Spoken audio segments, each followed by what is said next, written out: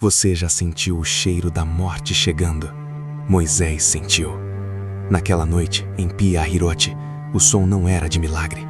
Era o som do aço egípcio sendo afiado para um massacre. Quadros de fé. A história da maior fuga de todos os tempos não começa com o mar se abrindo, mas com o som de correntes se quebrando. Após 430 anos de escravidão, chibatas e humilhação, o povo de Israel estava finalmente saindo do Egito. Não era uma fuga desordenada, mas a marcha de um exército de ex-escravos que havia visto seu Deus humilhar os deuses do Nilo. O livro de Êxodo nos diz que saíram cerca de 600 mil homens a pé, sem contar mulheres e crianças. Imagine a cena: mais de 2 milhões de pessoas, rebanhos e gado, movendo-se como uma onda humana pelo deserto. Eles levavam consigo não apenas seus pertences, mas os ossos de José, cumprindo uma promessa antiga feita séculos antes. À frente deles ia Moisés, não mais o príncipe fugitivo, mas agora o libertador de 80 anos. Contudo, Deus não os guiou pelo caminho mais curto, a terra dos filisteus. Deus sabia que se o povo visse a guerra cedo demais, voltaria para o Egito. A rota divina parecia, aos olhos humanos, um erro estratégico. Durante o dia, o Senhor ia diante deles numa coluna de nuvem para os guiar pelo caminho.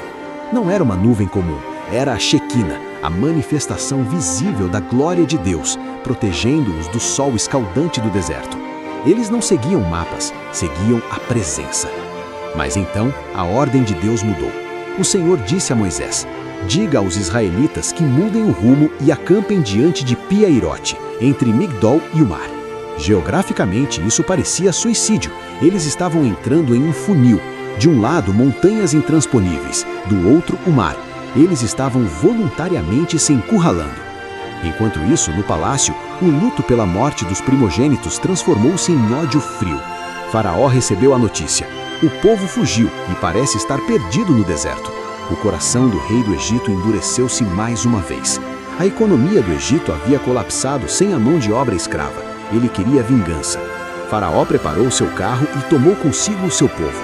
Ele não reuniu qualquer exército. Ele convocou 600 carros escolhidos, a tropa de elite, os tanques de guerra da antiguidade. Cada carro tripulado por guerreiros experientes, armados com arcos compostos e lanças de bronze. A maior máquina militar da terra estava em marcha. Em Pi-Hahirote, os hebreus montavam suas tendas, sentindo a brisa do mar. Eles acreditavam que o pior havia passado. Não sabiam que a poucos quilômetros dali a poeira já subia. A falsa sensação de segurança é perigosa. Eles estavam prestes a aprender que a liberdade precisa ser defendida. Ao levantarem os olhos, os israelitas viram a cena que gelou suas almas. Os egípcios vinham atrás deles. O som surdo de milhares de cascos batendo na areia dura, o ranger das rodas dos carros e o brilho das armaduras ao sol poente. A morte vinha galopando. O pânico foi instantâneo e absoluto. A Bíblia diz que eles temeram muito, aquele medo paralisante que faz as pernas tremerem. Eles olharam para o mar, profundo e agitado. Olharam para as montanhas, altas demais para escalar com crianças. Olharam para trás, a espada de Faraó. Não havia saída. E como é comum na natureza humana, o medo transformou-se em acusação. Eles se voltaram contra o líder. Foi por não haver sepulcros no Egito que você nos trouxe para morrer no deserto? Gritaram. A ingratidão aflorou. Preferiam a segurança da escravidão ao risco da liberdade. Melhor nos fora servir aos egípcios do que morrermos aqui. Moisés estava sozinho no meio da multidão furiosa. Ele sentia o peso de milhões de vidas sobre seus ombros. A lógica dizia que eles estavam condenados, mas Moisés não operava pela lógica, ele operava pela fé. Ele sabia que Deus não os havia tirado do Egito apenas para fazer um cemitério na areia. Então Moisés ergueu a voz acima do choro e dos gritos. Seus palavras ecoam através dos milênios como um trovão de esperança. Não temais, estai quietos e vede o livramento do Senhor, que hoje vos fará. Ele desafiou a realidade visível com uma promessa invisível. Ele continuou, porque aos egípcios que hoje vedes, nunca mais os vereis para sempre. O Senhor pelejará por vós, e vós vos calareis. Imagine a audácia, dizer a um povo desarmado para ficar calado e assistir enquanto Deus lutava a batalha deles. Mas o tempo estava acabando. Os carros estavam quase ao alcance das flechas. Então o Senhor disse a Moisés: "Por que clamas a mim? Diga aos filhos de Israel que marchem." Era a hora da intervenção. O cenário estava montado para o maior milagre do Antigo Testamento. E então o sobrenatural começou a se manifestar. O anjo de Deus que ia diante do exército de Israel na coluna de nuvem se retirou e passou para a retaguarda. A coluna de fogo e nuvem ergueu-se como uma muralha divina intransponível entre o acampamento dos hebreus e os esquadrões de Faraó. Foi a primeira linha de defesa de Deus. Para os egípcios, aquela noite tornou-se uma escuridão sobrenatural, uma treva espessa que confundia os cavalos e gelava o coração dos generais. Eles sabiam que suas presas estavam logo ali, mas não conseguiam avançar 1 metro. Mas do outro lado da nuvem, para o povo de Israel, a noite brilhava com a luz da glória de Deus. Os dois exércitos estavam a metros de distância, mas separados por uma dimensão divina. Enquanto a barreira divina os protegia, Moisés subiu a um ponto alto na orla. O Senhor disse: "Estende a tua mão sobre o mar e fende-o." Moisés obedeceu, e o Senhor fez soprar um vento oriental fortíssimo. Não era uma brisa comum, era o próprio fôlego de Deus, um furacão direcionado que rugiu durante toda aquela noite, combatendo a física das águas. E então, o impossível aconteceu diante de seus olhos. O mar, que há milênios obedecia apenas às leis da natureza, curvou-se diante de seu Criador. As águas começaram a se rasgar, o abismo se fendeu ao meio. O estrondo das águas se erguendo deve ter sido ensurdecedor, enquanto muralhas líquidas de dezenas de metros de altura se formavam à direita e à esquerda. Mas o milagre não foi apenas a água subir. O maior milagre foi o que aconteceu no chão. Onde deveria haver lodo profundo, lama e sedimentos que prenderiam qualquer um, o vento de Deus secou instantaneamente o leito do mar. O texto bíblico é claro: o mar tornou-se em terra seca. Deus não apenas abriu o caminho, ele pavimentou a estrada. O povo olhava atônito. Aquilo não era um barco, nem uma ponte. Era um corredor no ventre da morte. Exigia uma fé monumental para dar o primeiro passo. Entrar ali significava confiar que aquelas paredes de água, que poderiam desabar e afogá-los em segundos, estavam sendo sustentadas pela palavra daquele que os tirou do Egito. E, pela fé, eles deram o primeiro passo. Os filhos de Israel entraram pelo meio do mar em seco. Homens, mulheres, crianças, idosos e rebanhos. Uma procissão silenciosa, marchando pelo leito do oceano. As águas eram como muros à sua direita e à sua esquerda, contidas apenas pelo poder invisível do Todo-Poderoso. Imagine a experiência sensorial. O cheiro de sal e minerais, o som abafado do mar rugindo acima deles, contido por uma força invisível. Talvez, ao olharem para o lado, pudessem ver as criaturas do abismo nadando nas paredes translúcidas, tão próximas, mas impotentes para tocá-los. Eles estavam andando onde nenhum ser humano jamais deveria andar. Passo a passo, quilômetro após quilômetro, eles atravessavam o impossível durante a madrugada. Moisés ia à frente, o cajado na mão, a prova viva de que o Deus de Abraão, Isaque e Jacó não os havia abandonado. O que parecia um túmulo para a incredulidade tornou-se o caminho real para a liberdade. Na vigília da manhã, quando os últimos hebreus estavam quase do outro lado, a estratégia de Deus mudou. A coluna de fogo e nuvem começou a se levantar. A escuridão que cegava os egípcios se dissipou. E o que eles viram? O mar aberto e seus escravos escapando.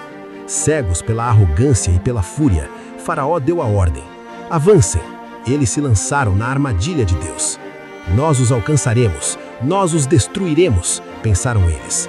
Todos os cavalos de Faraó, seus carros e seus cavaleiros entraram pelo meio do mar atrás deles.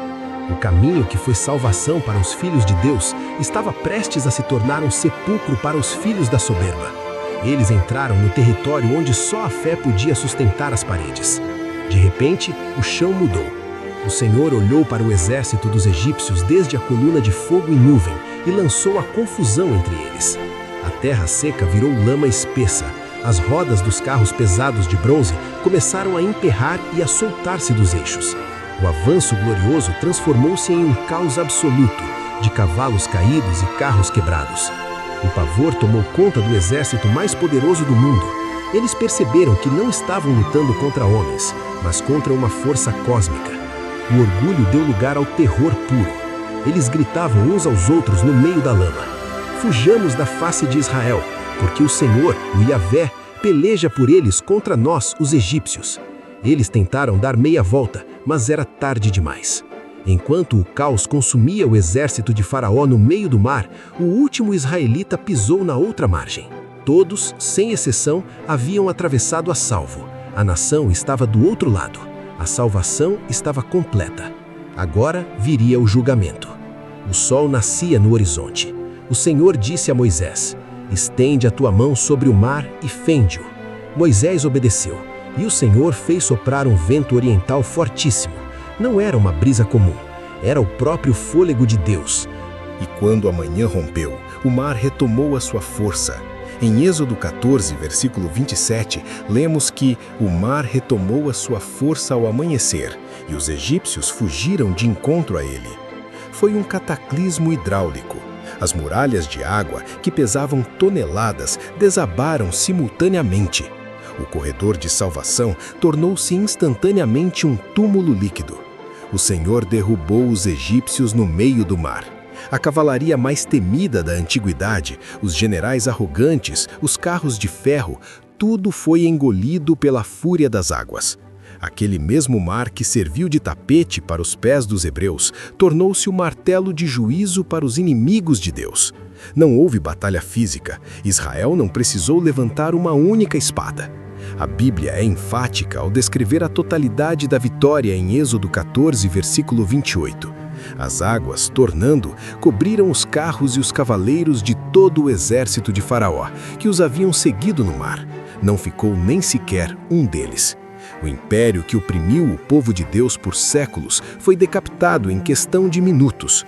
O problema, que parecia invencível, foi dissolvido. Imagine o silêncio que caiu sobre a multidão na outra margem. O rugido das águas cessou. O grito dos egípcios silenciou. A ameaça que os perseguia desde a infância, os chicotes, os capatazes, tudo havia desaparecido. O Salmo 106 confirma: as águas cobriram os seus adversários, nenhum só deles restou. E Israel viu aquele grande poder que o Senhor exercera contra os egípcios. Naquela manhã, a teologia tornou-se experiência. Eles entenderam que o Deus de Moisés não era uma lenda distante, mas um guerreiro presente. O texto diz: "E o povo temeu ao Senhor, e creu no Senhor e em Moisés, seu servo." A fé nasce onde o impossível acontece. O silêncio do choque logo deu lugar ao som da festa. Em Êxodo 15, vemos a reação. Então Miriam, a profetisa, irmã de Arão, tomou o tamboril na sua mão e todas as mulheres saíram atrás dela com tamboris e com danças. A liturgia da vitória não é o silêncio, é o louvor extravagante. E Miriam lhes respondia: "Cantai ao Senhor, porque gloriosamente triunfou, e lançou no mar o cavalo e o seu cavaleiro." Aquele lugar de morte, Pi-Hairotes, transformou-se em um altar de adoração. A alegria do Senhor era literalmente a força deles naquele momento. A escravidão era passado, eles eram finalmente uma nação livre. Moisés então entoou o cântico que ficou registrado para a eternidade: "O Senhor é a minha força e o meu cântico. Ele me foi por salvação." Eles não celebravam a morte dos inimigos, mas a salvação do Senhor. Eles reconheceram que a vitória não veio da estratégia humana, mas da mão direita de Deus. Mas a travessia do Mar Vermelho não era o fim da jornada, era apenas o começo. Eles deixaram o Egito para trás, mas agora tinham o deserto de Sinai pela frente. O mar separou o passado do futuro. Como diz o apóstolo Paulo em 1 Coríntios 10, nossos pais estiveram todos debaixo da nuvem, e todos passaram pelo mar, e todos foram batizados em Moisés. Aquela história seria contada de geração em geração. Os pais diriam aos filhos: "Com mão forte, o Senhor nos tirou do Egito." Não importa o tamanho do exército que se levanta contra você, nem a altura das ondas que bloqueiam seu caminho, o Deus que abriu o Mar Vermelho é o mesmo ontem, hoje e eternamente. Essa história aponta para uma verdade maior.